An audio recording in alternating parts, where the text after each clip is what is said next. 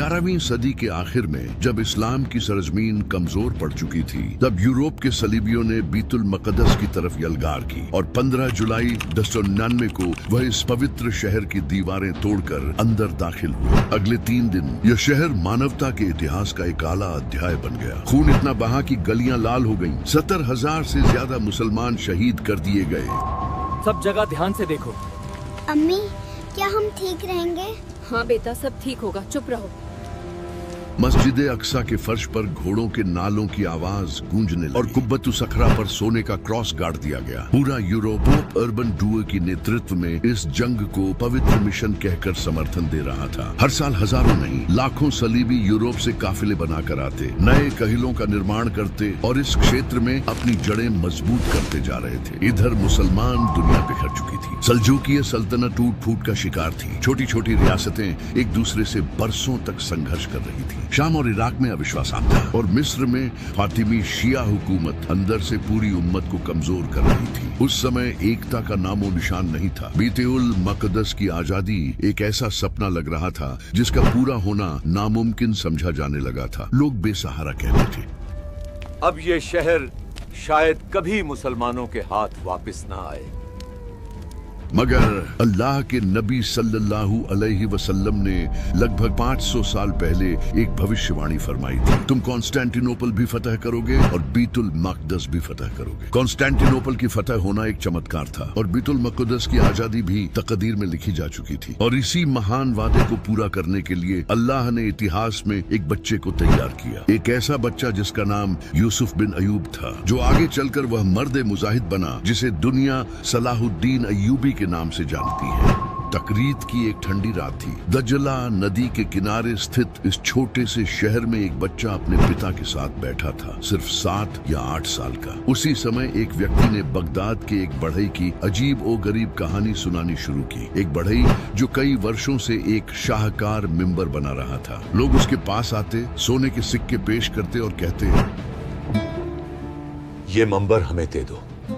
मगर वह हमेशा इनकार करता और नरम आवाज में कहता, ये मिंबर मेरी नहीं, बैतुल मुकद्दस की अमानत है। मैं एक मामूली बढ़ई हूँ, बस लकड़ी काटता हूँ, कील ठोकता हूँ। असली काम तो वह शेर करेगा जिसे अल्लाह चुनेगा, जो कुद्स को सलीबियों से आजाद कराएगा और तब यह मिंबर अपनी जगह पाएगा। ये शब्द उस छोटे बच्चे के दिल में आग की तरह बरस गए। वह सारी रात सो नहीं सका, रोता रहा और अल्लाह से छुप कर दुआ करता रहा, ए अल्लाह, अगर तेरे नसीब में है तो मुझे वह शेर बना दे। मैं बैतुल मुकद्दस आजाद करना चाहता हूँ। वह बच्चा कोई और नहीं, भविष्य का फातेह सलाहुद्दीन अयूबी था। कुर्द बाप, तुर्क माँ, खानदान फौजी मगर तरबियत इल्मी। बचपन से ही नरम दिल, मेहरबान, सादा और खेलकूद के बजाय मुताले का शौक। दमिश्क में तालीम हासिल की। फिक्र, हदीस, मंतिक, फलसफा, रियाजी, फल्कियात, तारीख और मुअर्रिख लिखते हैं। सलाहुद्दीन जवानी में सिपाही कम और आलिम ज्यादा थे, लेकिन तकदीर ने इस आलिम को तलवार उठाने के लिए चुन रखा था। उसने सुल्तान नूरुद्दीन जंगी की अदालत में परवरिश पाई। वही नूरुद्दीन जिसका एक ही ख्वाब था, बैतुल मुकद्दस आजाद होगा। सलाहुद्दीन ने उसी मर्द मुजाहिद के ज़ेरे साया फौजी उसूल, नज़्म व ज़ब्त, हिकमत अमली और दुश्मन की चालें सीखी। फिर 26 साल की उम्र में चाचा शेरकोह के साथ मिस्र गए, जहां फातिमी शिया हुकूमत अंदरूनी तौर पर कमजोर और सलीबियों के साथ मिली हुई थी। हम दोनों अच्छे दोस्त बन जाएंगे।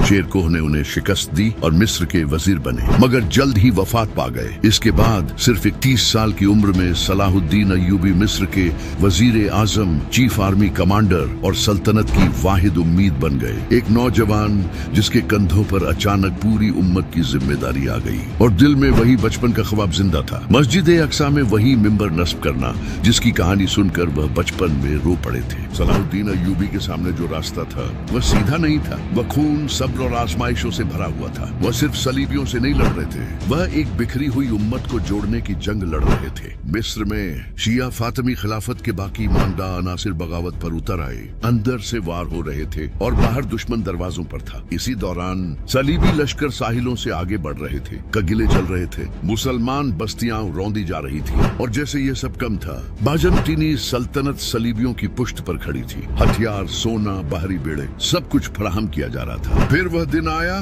जब नूरुद्दीन जंगी वफात पा गए और उनके साथ ही वह इत्तेहाद भी टूटने लगा जो बरसों में बना था। सल्तनत के हिस्से बिखर गए। हल्ब, मोसिल, दमिश्क, हर जगह अलग हुक्मरान, हर एक अपनी कुर्सी बचाने में मसरूफ। कई हुक्मरानों को सलाहुद्दीन की नीयत पर शक था। कुछ उनसे हसद करते थे और कुछ खुलकर दुश्मन बन गए। वही मुसलमान जो बैतुल मुकद्दस की आजादी के नारे लगाते थे, अब सलाहुद्दीन के खिलाफ तलवार उठा रहे थे। सलाहुद्दीन को एक नहीं, दर्जनों महाजों पर लड़ना पड़ा। कभी मिस्र में बगावत, कभी शाम में साजिश, कभी सलीबी हमला, कभी अपनों की बेवफाई। एक जंग में तो ऐसा वक्त आया कि लश्कर के पास न खाना था न पानी। सिपाही घोड़ों से गिरने लगे, प्यास से होंठ फट गए। लोग साया ढूंढते ढूंढते मरने लगे और उन्हीं लम्हों में लोगों की जबानों पर एक जुमला आम हो गया, बैतुल मुकद्दस की फतह नामुमकिन है। लेकिन सलाहुद्दीन के दिल में एक और ही आग जल रही थी। कखाजी बहाउद्दीन इब्न शद्दाद लिखते हैं, सलाहुद्दीन का गम में बैतुल मुकद्दस इतना भारी था कि अगर वो पहाड़ों पर रखा जाता तो वो भी टूट जाते। वह अक्सर घोड़े पर सवार होकर शहरों और कहिलों में घूमते, लोगों को जमा करते और जिहाद की दावत देते। लेकिन उनकी आवाज में गुरूर नहीं होता था, उनकी आंखों में आंसू होते थे। वह कहते, ऐ मुसलमानों, इस्लाम के लिए खड़े हो जाओ, इस्लाम के लिए। लोग देखते कि एक सुल्तान रो रहा है, एक फातिह तड़प रहा है, एक हुक्मरान बैतुल मुकद्दस के गम में जल रहा है। और जब रात आती, दुनिया सो जाती, लश्कर खामोश हो जाता, तो सलाहुद्दीन उठते, वुजू करते, तहज्जुद में खड़े होते और देर तक रोते रहते। जमीन उनके आंसुओं से भीग जाती। वह अल्लाह से कहते, ऐ अल्लाह, अगर मेरी मौत बैतुल मुकद्दस की आजादी से पहले आ गई तो मुझे मेरी कब्र में अजाब दे। यह दुआ नहीं थी, यह अहद था, यह जुनून नहीं था, यह ईमान था। यही दर्द, यही तड़प, यही आग वह ताकत थी जिसने नामुमकिन को मुमकिन बनाया। और तारीख ने देखा कि जिस इंसान के दिल में बैतुल मुकद्दस की इतनी आग जलती हो, उसे कोई ताकत रोक नहीं सकती। सलाहुद्दीन आयूबी सिर्फ मैदान जंग के सालार नहीं थे, वो जंग को जन से जीतने वाले कायद थे। वो बखूबी जानते थे कि बीत अल मुकद्दस की बुलंद व मजबूत दीवारें बराए रास्त हमले से नहीं टूटेंगी। असल मसला दीवारें नहीं थी, असल मसला सलीबी फौज की ताकत थी। और इसी हकीकत से एक गैर आम मंसूबा वजूद में आया। सलाहुद्दीन ने जानबूझकर टाइबेरियस पर हमला किया। ये एक दानिस्ता कदम था, एक ऐसा जाल जिसमें दुश्मन को खुद चल कर आना था। वो जानते थे कि अगर तबरिया खतरे में पड़ा तो सलीबी अपनी पूरी फौज के साथ निकलेंगे। और बिल्कुल ऐसा ही हुआ। सलीबी कदियादत ने अपनी सबसे बड़ी फौज जमा की और गर्म सूखे मैदानों की तरफ बढ़ गई। वो नहीं जानते थे कि हर कदम के साथ वो एक तबाहकुन अंजाम के करीब जा रहे हैं। सलाहुद्दीन पहले से तैयार थे। हत्तीन के करीब तमाम कन्वेंट पत्थरों और मिट्टी से बंद करवा दिए गए। रास्ते बेआब थे, साया नापीद था और वक्त दुश्मन बनता जा रहा था। तारीख थी 4 जुलाई 1187। सूरज आग बरसा रहा था। लोहे के जरहब अख्तर जिस्मों को जला रहे थे। पानी न मिला, प्यास बढ़ती गई, घोड़े गिरने लगे, सिपाही नढाल होकर रेत पर बैठने लगे। सलीबी फौज लड़ने से पहले ही टूटने लगी। सलाहुद्दीन ने जल्दबाजी नहीं की। उन्होंने दुश्मन को प्यास, गर्मी और थकान से मजीद कमजोर होने दिया और फिर सही लम्हे पर हमले का हुक्म दिया। मुसलमान लश्कर चारों तरफ से आगे बढ़ा। तीरों की बारिश हुई, सफे टूट गई और मैदान हत्तीन कुछ ही घंटों में फैसला खून मंजर पेश करने लगा। सलीबी फौज मुकम्मल तौर पर शिकलत खा गई। किंग गाय ऑफ लुसिग्नॉन कैदी बना लिए गए और वो शय जिसे सलीबी अपनी सबसे मुकद्दस अलामत समझते थे, ट्रू क्रॉस, मुसलमानों के हाथ आ गई। ये सिर्फ एक जंग नहीं थी, ये वो लम्हा था जिसने तारीख का धारा मोड़ दिया। एक ही दिन में सलीबी ताकत की रीढ़ की हड्डी टूट गई। हत्तीन के बाद सलाहुद्दीन रुके नहीं। फतह एक तूफान की तरह फैल गई। शहर एक के बाद एक खुलते चले गए। अक्का, तबरिया, अस्कलान, नाबुल्स, गजा, बेरूत।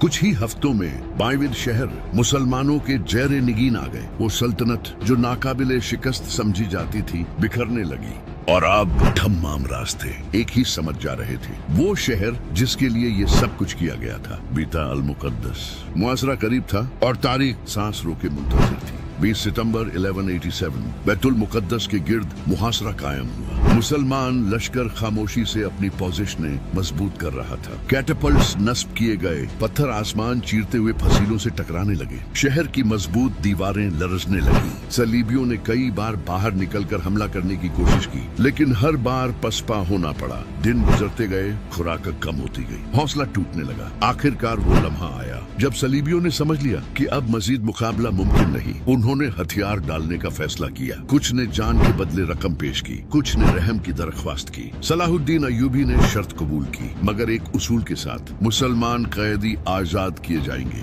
ये फैसला ताकत का नहीं, अदल का ऐलान था। फिर वो दिन आया, 27 रजब 587 हिजरी, 2 अक्टूबर 1187 जुमा का दिन, शबे मिराज की यादों से रोशन दिन। वो शहर जो 88 बरस से कैद था, आजाद हुआ। सलाहुद्दीन अय्यूबी शहर में दाखिल हुए, ना गरूर के साथ, न फातिहाना नारों के साथ। सर झुका हुआ था, दिल शुक्र से भरा हुआ था। मस्जिद ए अक्सा को पाक किया गया, गर्दो गुबार हटाया गया, कुब्बा ए सखरा से सलीब उतारी गई और अल्लाह की वहदानियत का ऐलान हुआ। वो मिंबर जो बगदाद के एक बड़ई ने बैतुल मुकद्दस की आजादी की उम्मीद में बनाया था, 35 बरस बाद आखिरकार मस्जिद ए अक्सा में नस्ब हुआ। ये सिर्फ लकड़ी का मिंबर नहीं था, ये सब्र, यकीन और वादे की तकमील थी। 88 साल पहले सलीबियों ने उसी शहर में 70,000 मुसलमानों को कत्ल किया था, लेकिन आज एक मुख्तलिफ तारीख लिखी जा रही थी। सलाहुद्दीन अय्यूबी का हुक्म वाज़ेह था।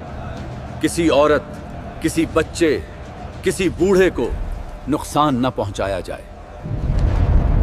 ये फतह तलवार की नहीं थी, ये फतह अखलाकों की थी। ये इस्लाम का वो चेहरा था जो तारीख हमेशा याद रखेगी। फतह के बाद सलाहुद्दीन अय्यूबी रुक नहीं गए। उन्होंने तलवार को नियाम में रखा और इल्म को बुलंद किया। मदारिस कायम किए गए जहाँ कुरान, हदीस और फिक्र पढ़ाई गई। शिफा खाने बनाए गए जहाँ अमीर और गरीब एक ही कतार में इलाज पाते। मसाजिद आबाद की गईं जहाँ अजाने खौफ नहीं, इत्मीनान के साथ गूंजती थी। ये सिर्फ एक सल्तनत नहीं थी, यह एक तहजीब की तामीर थी। हत्ता कि मगरिब के मुअर्रिख भी लिखने पर मजबूर हो गए।